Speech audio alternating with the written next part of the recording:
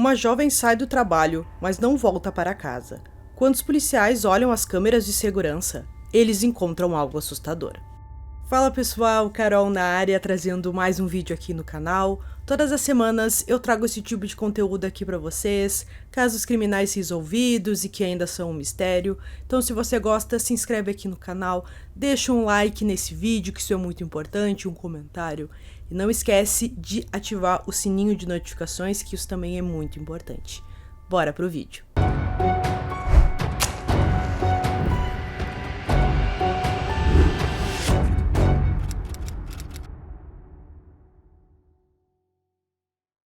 Regan Delaney Tolks nasceu no dia 13 de março de 1995, em Edgewood, Kentucky, filha do casal Toby e Lisa, que mais tarde tiveram mais uma menina chamada Mackenzie. A jovem cresceu em Toledo, Ohio. Ela se formou na Anthony Way High School, onde se destacou jogando tênis e lacrosse. Toby, Lisa e Mackenzie mudaram-se para a Flórida em 2013, pouco depois da formatura de Regan. Mas Regan decidiu permanecer em Ohio para estudar na Ohio State University. Ela sempre sonhou em estudar nesta universidade. De início, ela foi aceita no curso de medicina, mas depois mudou para psicologia. 4 anos depois, no início de 2017, ela pretendia trabalhar em uma clínica após sua formatura. E seu sonho para o futuro era abrir o seu próprio consultório. Ela morava em um apartamento fora do campus com 4 amigas, Jackie, Madison, Kristen e Stephanie. Ela também trabalhava de meio período em um restaurante próximo. Nessa mesma época, um homem não identificado estava aterrorizando as mulheres naquela região. O primeiro ataque ocorreu contra uma jovem chamada Josie. Ela o descreveu como um homem alto que usava um moletom com capuz puxado até as sobrancelhas e usava uma máscara em volta do nariz e da boca, para que apenas seus olhos ficassem visíveis. Ele a agrediu severamente, mas fugiu antes de ser detido. O próximo ataque ocorreu poucos dias depois, e dessa vez o criminoso usou uma faca para ameaçar a vítima. Ele segurou a faca no pescoço dela e disse que iria matá-la. A jovem gritou pedindo ajuda e ele se assustou e fugiu, roubando sua bolsa. Mais 3 ataques ocorreram nas próximas semanas. Assim como nos outros ataques, ele abordou a vítima por trás e ameaçou matá-la se ela não lhe entregasse sua bolsa. Uma das vítimas gritou e começou a lutar contra o agressor, até que ele bateu na lateral do rosto dela com a arma, derrubando-a no chão e quebrando alguns dentes. Ele fugiu, levando sua bolsa, assim como nos outros casos. No dia 8 de fevereiro de 2017, Regan saiu do seu emprego no restaurante às 9h45. As câmeras registraram esse momento. Ao se aproximar de seu carro, ela foi forçada a entrar em seu próprio carro por um homem que estava armado. Ele a obrigou a dirigir até um banco, mas o banco recusou a tentativa de retirada de $500. Um pouco depois, outra câmera de segurança mostrou ela tentando sacar dinheiro novamente, mas também foi recusado. Às 10h18, Regan e o agressor pararam em um beco. Eles permaneceram por lá por 12 minutos. Em seguida, o agressor forçou Regan a voltar ao primeiro caixa eletrônico e ela tentou sacar $60 de sua própria conta bancária. Por fim, o banco acabou liberando e ela sacou o dinheiro. Às 11h12, imagens de segurança em um posto de gasolina mostram os dois ainda juntos no carro de Regan. Em algum momento, entre meia-noite e 1h da manhã, o agressor forçou Regan a dirigir até um parque, em Grove City, em Ohio. Depois disso, ele forçou ela a tirar todas suas roupas, sair do carro e caminhar pelo parque, até que ele lhe dissesse para parar. Então, ele atirou nela, uma vez na nuca e outra vez no lado esquerdo do rosto. Ele deixou o corpo dela e escapou em seu carro. O motorista local descobriu o corpo dela algumas horas depois e chamou a polícia. Ela estava completamente nua e dava para perceber que ela havia levado um tiro na cabeça, disse o tenente da polícia que foi até o local. No dia seguinte, uma das colegas da Regan, chamada Kristen, que morava com ela, percebeu que sua amiga não estava no quarto. Ela achou aquilo um pouco estranho, até porque as duas tinham combinado de irem até a biblioteca, elas tinham alguns trabalhos para fazer e tal. Mas a amiga até pensou, bom, talvez ela foi mais cedo, precisou fazer alguma coisa e ela não se preocupou tanto. Mas, quando chegou na parte da tarde, ninguém tinha nenhuma informação ainda sobre a Regan. Então, os seus amigos ficaram preocupados e acreditaram que alguma coisa pudesse ter acontecido. Regan não tinha inimigos nem estava envolvida em nenhuma atividade criminosa. Seus amigos pensaram que ela poderia ter saído da cidade e seu celular simplesmente ficou sem bateria. Enquanto isso, seus pais ficaram sabendo do seu desaparecimento e acreditaram que ela poderia ter sofrido algum acidente de carro. Quando seus amigos foram até o restaurante em que ela trabalhava, o gerente disse que ela saiu normalmente no horário de sempre na noite anterior. Ele ficou preocupado e a registrou como uma pessoa desaparecida. A partir daí, os investigadores ligaram os pontos e determinaram que o corpo relatado em Groville City pertencia à estudante desaparecida. O tio de Regan foi fazer o reconhecimento do corpo e, infelizmente, era de sua sobrinha. Lembrando que os pais e a irmã não moravam na mesma cidade que ela. A partir daí, a polícia começou a investigar quem poderia ser o responsável por aquilo.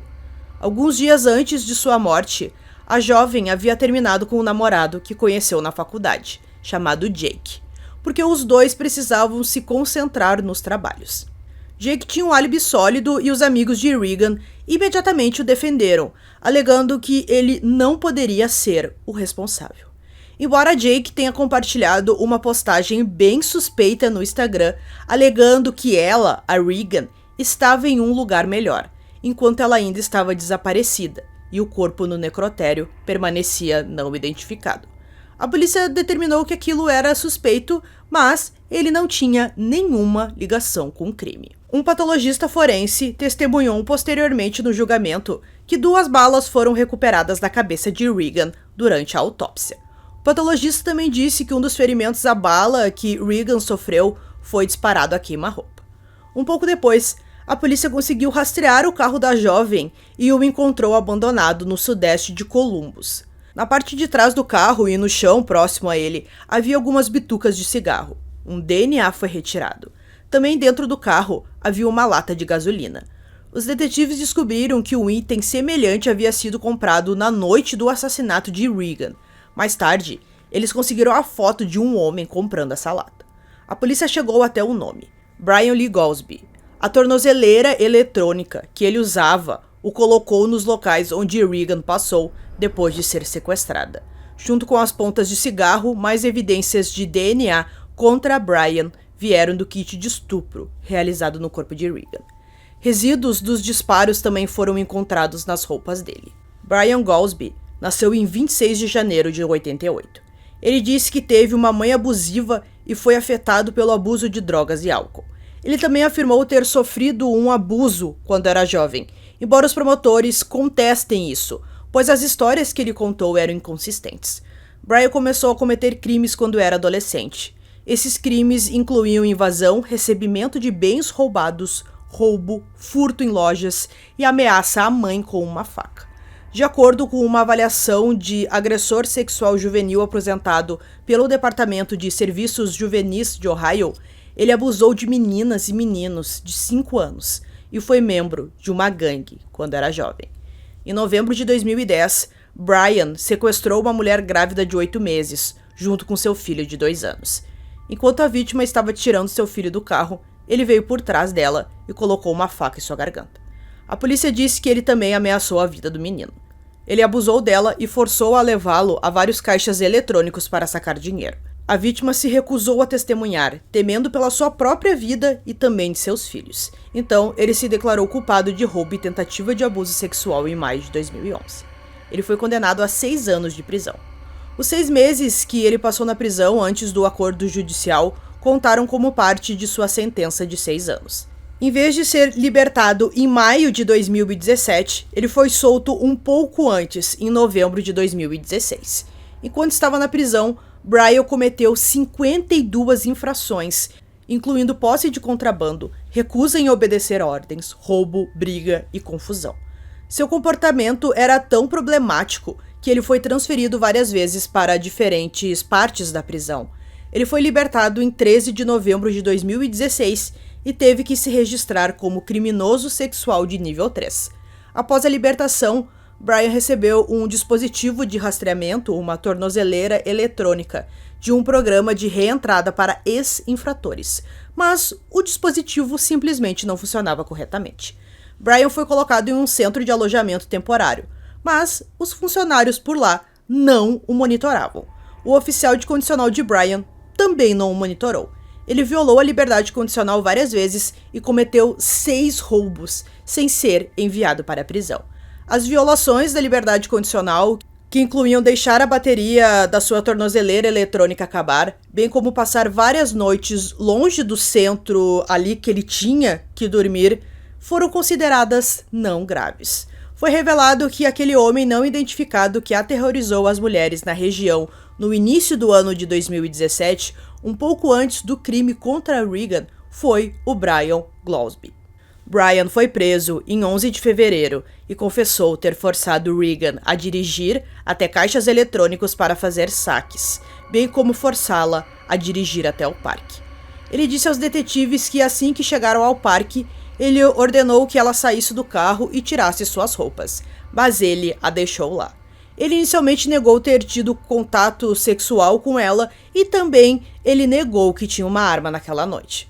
Os detetives então criaram uma teoria de que ele teve um cúmplice, e ele inventou uma história em que um homem chamado TJ exigiu o dinheiro dele e disse que prejudicaria seus filhos se ele não lhe desse o dinheiro que ele estava lhe devendo. Então a polícia simplesmente fingiu acreditar nisso, mas eles tinham certeza de que ele não tinha cúmplice nem nada. Mas quando Brian foi preso, ele tinha um companheiro de cela ali e ele acabou confessando para esse companheiro que ele tirou a vida da Regan sim. Teve também uma vez que ele ligou para sua mãe e confessou que tinha tirado a vida da garota. O julgamento começou em 5 de março de 2018. O promotor Ron O'Brien disse aos jurados que Regan experimentou uma noite de terror e que ela era uma estudante de psicologia que nunca chegou à formatura porque ela foi executada a queima-roupa. No segundo dia, os jurados passaram por todos os locais que a Regan passou na noite em que foi morta, incluindo o restaurante e também o parque. Eles viram fotos da cena do crime e ouviram a testemunha que descobriu o corpo dela e também um detetive. Eles também ouviram 3 colegas de quarto dela, que testemunharam sobre a noite em que ela desapareceu. Durante as alegações finais, os promotores argumentaram que Brian assassinou Regan para evitar ser pego. O advogado de defesa argumentou em seus argumentos finais que ele não foi inteligente o suficiente para planejar o assassinato dela, e em vez disso, o matou porque ele ficou em pânico. Brian Glosby foi condenado por todas as acusações em 13 de março. Quando se tratou de determinar a pena, o júri não concordou. 4 votaram pela prisão perpétua e 8 votaram pela pena de morte. O juiz Mark C. Roth condenou Brian à prisão perpétua em 21 de março. Durante a sentença, o juiz disse a Brian que sua vida foi poupada por causa do que ele viveu quando era criança, mas a vida de Regan não. Regan não fez nada de errado, e ainda assim ela perdeu a vida por causa de sua origem. Você foi poupado pelo que passou na infância, e ainda assim ela perdeu a vida. Depois de ser condenado à prisão perpétua, ele se declarou culpado de 6 roubos que ocorreram antes do assassinato de Regan. A promotoria solicitou um recurso em 2018, logo após a sua condenação, mas eles acabaram desistindo. Mas o promotor O'Brien continuou a buscar a pena de morte para ele. Em 2018, O'Brien apresentou uma moção solicitando um recurso. O'Brien e outros promotores argumentaram que um erro permitiu que ele escapasse da pena de morte. Eles alegaram que durante a fase de penalidade do julgamento de Brian, o juiz Serrott errou em suas instruções ao júri ao dizer-lhes que a defesa não tinha o ônus da prova ao introduzir fatores atenuantes. Segundo os promotores, esse erro fez com que os jurados considerassem fatores atenuantes apresentados pela defesa que nunca haviam de fato acontecido. Por exemplo, os promotores contestaram a alegação de Brian de que ele havia sofrido um abuso quando criança, porque mudou sua história várias vezes. Em alguns momentos, ele alegou que tinha 10 anos quando ocorreu o abuso, outras vezes ele disse que tinha 12 e outras vezes ele afirmava que tinha 13.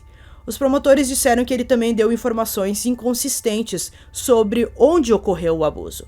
Uma vez ele disse que foi numa loja, outra vez ele disse que foi atrás de uma loja e outra vez ele disse que foi na rua. O promotor O'Brien e Steven Taylor, o chefe de sua divisão de apelação, escreveram em seu pedido que havia amplas razões para buscar a pena de morte e que Bryan é um criminoso violento, reincidente, sem remorso, propenso a abusos e roubos e agora homicídio qualificado. Eles disseram que, dados os muitos crimes cometidos pelo réu, a sentença de prisão perpétua sem liberdade condicional pelo homicídio qualificado pode ser vista como uma falha de justiça que merece correção imediatamente, mediante a demonstração de erro jurídico.